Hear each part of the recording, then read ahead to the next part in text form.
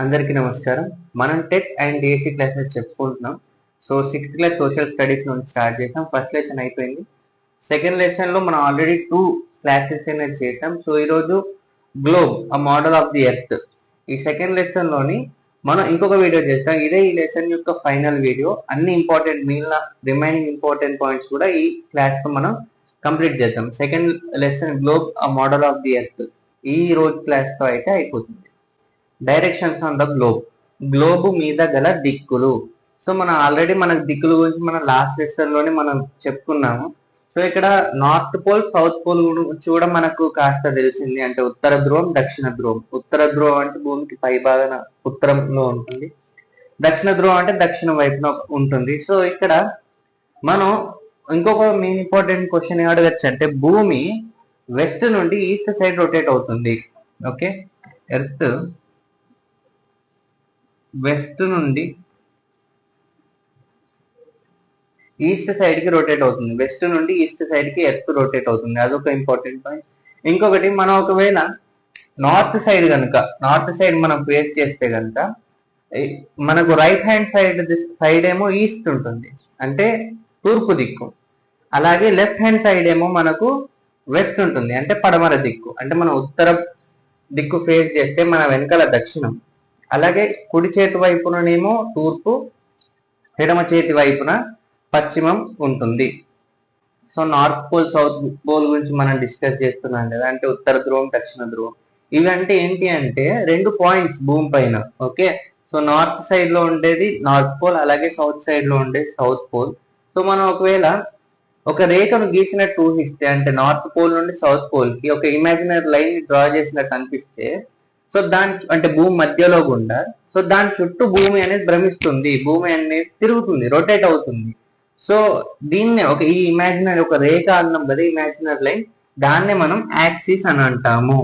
Okay, అంటే axis ఉంటది కదా, దాని చుట్టూరంగా భూమి భ్రమిస్తుంది, భూమి అనేది రొటేట్ అవుతుంది. ఓకే, తెలుగులో అక్షం అని అంటాము. యాక్సిస్ ఇంగ్లీష్ తో, అక్షం తెలుగులో. సో మనం దీన్ని ఇంకా క్లియర్ గా అర్థం చేసుకోవడానికి మనం ఒక గ్లోబుని తీసుకోవాలి. సో గ్లోబుని తీసుకొని మనకు భూమధ్య రేఖ నుంచి ధ్రువాల వరకు, అంటే ఈక్వేటర్ నుండి పోల్స్ వరకు వివిధ రంగుల్లో 3 లేదా 4 చుక్కల్ని పెట్టాలి. అంటే మనం ఒక గ్లోబుని తీసుకొని, సో ఇప్పుడు అంటే డాట్స్ అనేది పెట్టాలి ఈక్వేటర్ నుంచి పోల్స్ వరకు కూడా. పెట్టిన తర్వాత ఒకసారి గ్లోబుని తిప్పాలి మనం. ఓకే, అంటే మనం ఇట్లా స్పిన్ చేస్తాం కదా, అంటే జనరల్ గా తిప్పాలి. తిప్పిన తర్వాత మనం ఒక ఇంట్రెస్టింగ్ థింగ్ అయితే మనం గమనించవచ్చు. అది ఏంటి అంటే, మనం ఇక్కడ పోల్స్ పైన కూడా, అంటే ఈ ధ్రువాల పైన కూడా మనం పెడతాం కదా చుక్క. ఆ చుక్క మాత్రం కదలదు, అంటే డాట్ ఆన్ పోల్, ఈ పోల్ పైన పెట్టిన చుక్క కదలదు, కానీ కదలదు, అదే స్థలంలో ఉంటుంది. ఓకే, కానీ మన ఈక్వేటర్ భూమధ్య రేఖ పైన పెట్టిన చుక్క ఏదైతే ఉందో అది కదులుతుంది. ఓకే, అది ఇంకా ఫాస్ట్ గా కదులుతుంది. సో అది మనం ఇక్కడ గమనించాలి. ఎందుకంటే ఈక్వేటర్ భూమధ్య రేఖ దగ్గర మనం పెట్టిన చుక్క ఏదైతే ఉందో అది ఫాస్ట్ గా ఎందుకు తిరుగుతుందంటే, మన ఈక్వేటర్ అనేది కొంచెం బల్జెస్, అంటే ఉబ్బినట్టు అనిపిస్తుంది కదా, మనం ఎర్లియర్ అనుకున్నాం. సో అది మీరు గ్లోబుని చూసినా కూడా మీకు అర్థం అవుతుంది. భూమధ్య రేఖ ప్రాంతం అనేది చాలా కొంచెం ఉబ్బినట్టు, కొంచెం పెద్దగా వెడల్పు ఉన్నట్టు అనిపిస్తుంది. సో అక్కడ ఉన్న చుక్క మొత్తం చుట్టూ తిరిగి రావాలి కదా, అందుకే స్పీడ్ గా వెళ్ళినట్టు అనిపిస్తుంది, స్పీడ్ గా వెళ్తుంది. అదే మనం పోల్స్ దగ్గర ఉన్న చుక్క అసలు కదలినట్టే అనిపిస్తుంది. కదిలినా చాలా తక్కువ, బట్ చాలా స్లో, తక్కువ. బట్ ఈక్వేటర్ పైన పెట్టిన డాట్ మాత్రం చాలా ఫాస్ట్ గా మూవ్ అవుతుంది. మనం గ్లోబ్ పైన చాలా రకాల లైన్స్ అనేది మనం చూస్తూ ఉంటాం కదా. కొన్నేమో ఉత్తర ధ్రువం నుండి దక్షిణ ధ్రువం వరకు ఉంటాయి. సో కొన్ని మనకి ఇక్కడ వెస్ట్ నుండి ఈస్ట్ వరకు ఉంటాయి. సో ఈ ఇమాజినరీ లైన్స్ ఏవైతే ఉన్నాయో అవి ఎందుకు ఈ మ్యాప్ మేకర్స్ పెట్టారు అంటే, ఒక భూమి పైన, అంటే ఈ గ్లోబ్ ఈ మ్యాప్స్ పైన, ఎందుకంటే ఒక ప్లేస్ ని ఈజీగా లొకేట్ చేయడానికి, ఒక ప్లేస్ ఎక్కడ ఉంది అనేది మనకు తెలుసుకోవడానికి, ఒక ప్రాంతాన్ని గుర్తించడానికి ఇవి చాలా ఉపయోగపడతాయి. అందుకే ఇవి పెట్టడం జరిగింది. సో మనం దీని గురించి ఇంకా వివరంగా తెలుసుకుందాం ఇంకా నెక్స్ట్ క్లాసెస్ లో. బట్ ఇప్పుడైతే ఈ ముఖ్యమైన రేఖలు ఏంటో అనేది తెలుసుకుందాం. ఆ ముఖ్యమైన రేఖలు ఏంటి అంటే లాటిట్యూడ్స్ అండ్ లాంగిట్యూడ్స్. అంటే తెలుగులో లాటిట్యూడ్స్ అంటే అక్షాంశాలు, లాంగిట్యూడ్స్ అంటే రేఖాంశాలు. సో ఈ అక్షాంశాలు, రేఖాంశాలు, అలాగే ధ్రువాల ధృవాల గురించి కూడా, ఇవన్నిటి గురించి కూడా మన భారతీయ పూర్వీకులకు మంచి అవగాహన ఉంది. అంటే భారతీయ పూర్వీకులు అంటే ఆర్యభట్ట లాంటి వరకు వాళ్ళకు స్పష్టమైన అవగాహన అయితే ఉంది. సో అందుకే ప్రదేశాలను గురించి వివరించడానికి వాళ్ళు ఈ పదాలన్నింటిని కూడా ఉపయోగించడం జరిగింది. సో మనకు మెయిన్ గా ఈ లాటిట్యూడ్స్ లాంగిట్యూడ్స్ అనేవి చాలా ఇంపార్టెంట్, ఒక ప్లేస్ ని గుర్తించడానికి సులువుగా. భూమికి అడ్డంగా అంటే పడమర నుండి తూర్పుకు గీసి ఉన్న ఊహారేఖలే అక్షాంశాలు అంటారు. అంటే imaginary lines drawn from west to east are called latitudes. ఇక్కడ మనం లాటిట్యూడ్స్ టోటల్ గా ఎన్ని ఉంటాయంటే టోటల్ గా 181 లాటిట్యూడ్స్ అనేది ఉంటాయి. అక్షాంశాలు టోటల్ గా 181. సో మన క్వశ్చన్ రావచ్చు ఏంటి అంటే, మరి ఇవన్నీ ఈ 181 కూడా అన్ని సేమ్ లెంత్ ఉంటాయా అంటే లేదు, ఇవన్నీ కూడా ఒక సేమ్ లెంత్ అయితే ఉండవు. ఈ అక్షాంశాల్లో పొడవైనది భూమధ్య రేఖ. Okay, longest of these lines ఏంటి అంటే ఈక్వేటర్. ఈక్వేటరే చాలా, ఇప్పుడు మనం 181 అనుకున్నాం కదా, దాంట్లో అతి పొడవైనది ఏంటి అంటే ఈక్వేటర్. ఓకే, భూమధ్య రేఖ. It divides the globe into 2 equal halves called hemisphere. Okay, అంటే భూమధ్య రేఖ భూమిని అంటే గ్లోబ్ ని 2 సమాన భాగాలుగా చేస్తుంది. ఈ 2 అర్ధ భాగాలను అర్ధగోళాలు అంటారు. అంటే 2 hemispheres, okay, northern hemisphere and southern hemisphere. Okay, so ఇక్కడ మరి ఈ భూమధ్య రేఖ ఏ ఖండాల నుండి పోతుంది, ఓకే, ఏ ఖండాల గుండా పోతుంది అంటే equator passes through which of the continents. Okay, A continents గుండా పోతుంది అంటే ఆన్సర్ వచ్చేసి ఏషియా అంటే మన ఆసియా, తర్వాత ఆఫ్రికా, అలాగే సౌత్ అమెరికా. ఈ 3 ఖండాల గుండా కూడా మనకు ఈక్వేటర్ అనేది వెళ్తుంది. సో ఇది చాలా ఇంపార్టెంట్ క్వశ్చన్, మళ్ళీ గుర్తుంచుకోండి. ఏషియా, ఆఫ్రికా, సౌత్ అమెరికా, ఈ 3 కాంటినెంట్స్ నుంచి కూడా ఈక్వేటర్ భూమధ్య రేఖ అయితే పోతుంది. ఓకే, అలాగే నార్థన్ హెమిస్పియర్, సదర్న్ హెమిస్పియర్ ఉంటాయి కదా. ఈక్వేటర్ పైన ఉంది మొత్తం కూడా నార్థన్ హెమిస్పియర్. అంటే మన నార్త్ సౌత్ చూసుకుంటే ఈక్వేటర్ పైన ఉందంతా నార్థన్ హెమిస్పియర్, అలాగే ఈక్వేటర్ కింద ఉంది అంతా కూడా సదరన్ హెమిస్పియర్. అలాగే ఇవే కాకుండా మనకు ఈస్ట్ అండ్ వెస్ట్ హెమిస్పియర్స్ కూడా ఉంటాయి. అదే ఎలా ఉంటాయంటే ప్రైమ్ మెరిడియన్. అంటే మనం ఇంకా రేఖాంశాల దగ్గర రాలేదు కదా, అయితే రేఖాంశాల దగ్గరికి వచ్చినప్పుడు 0 డిగ్రీ లాంగిట్యూడ్ అనేది ఉంటుంది. ఓకే, సో అది ప్రైమ్ మెరిడియన్ అంటారు. సో దానికి తూర్పు దిక్కు ఉన్నది ఈస్ట్ హెమిస్పియర్, అలాగే పశ్చిమం దిక్కు ఉంది వెస్ట్ హెమిస్పియర్ అంటారు.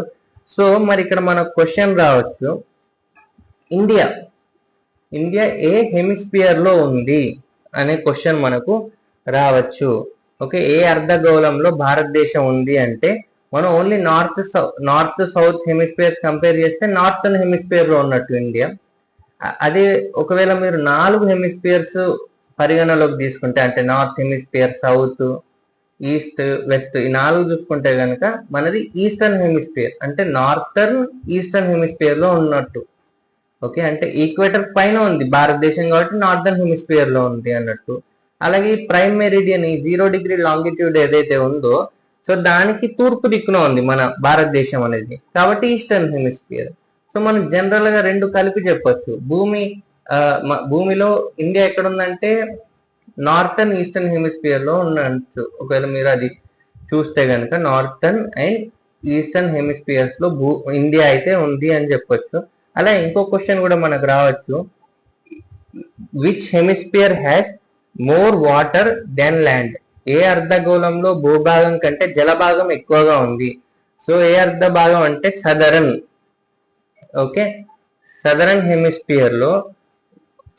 హెమిస్పియర్ లో మనకు వాటర్ అనేది ఎక్కువగా ఉంటుంది. ఎందుకంటే దాంట్లో అక్కడ మహాసముద్రాలు చాలా ఎక్కువగా ఉన్నాయి. మనకు పసిఫిక్ మహాసముద్రం చూడొచ్చు, అట్లాంటిక్, ఇండియన్ ఓషన్, అలాగే సదర్న్ ఓషన్, ఇవన్నీ కూడా ఉంటాయి కాబట్టి అక్కడ జనరల్ గా వాటర్ అనేది ఎక్కువగా ఉంటుంది ల్యాండ్ కంటే కూడా. సో ఈ పాయింట్ కూడా గుర్తుంచుకోవాలి. సో ఇప్పుడు లాంగిట్యూడ్స్ గురించి చూద్దాం, అంటే రేఖాంశాలు. టోటల్ గా లాంగిట్యూడ్స్ అనేది మొత్తం 360 ఉన్నాయి. So these imaginary lines run from one pole to the other. Okay, అంటే ఒక ధ్రువం నుంచి వేరొక ధ్రువాన్ని నిలువుగా కలుపుతూ ఉండే రేఖలను రేఖాంశాలు అంటారు. సో లాటిట్యూడ్స్ మాత్రం అన్ని కూడా సేమ్ లెంత్ లో ఉండవు, కానీ లాంగిట్యూడ్స్ రేఖాంశాలు మాత్రం అన్ని కూడా సేమ్ లెంత్ లో ఉంటాయి. అక్షాంశాల్లా కాకుండా రేఖాంశాలు ఇవన్నీ ఒకే పొడవును కలిగి ఉంటాయి. అయితే రెండు ముఖ్యమైన రేఖాంశాలు ఉన్నాయి. Okay, 2 main longitudes.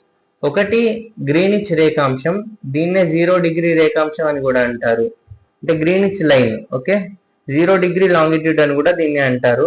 అలాగే మరొకటి అంతర్జాతీయ దినరేఖ, దీనిని 180 డిగ్రీల తూర్పు పశ్చిమ రేఖాంశం అని కూడా పిలుస్తారు. అంటే the international date line which is also called 180 degrees east west longitude అని కూడా పిలుస్తారు. సో అక్షాంశాలు రేఖాంశాలు కలిసి గ్లోబును ఒక వలలాగా కప్పి ఉంచి ఒక ప్రాంతాన్ని గుర్తించడానికి ఉపయోగపడతాయి.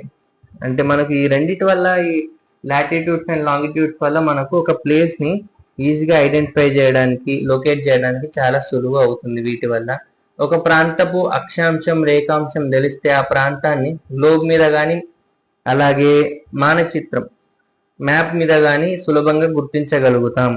అంటే ఏంటి అంటే మనకు ఒక ప్లేస్ యొక్క సేమ్ ఇది అక్షాంశం రేఖాంశం అనేది తెలిస్తే ఈజీగా మనం ఆ ప్లేస్ ఎక్కడ ఉందో అనేది మనం ఈజీగా గుర్తించవచ్చు.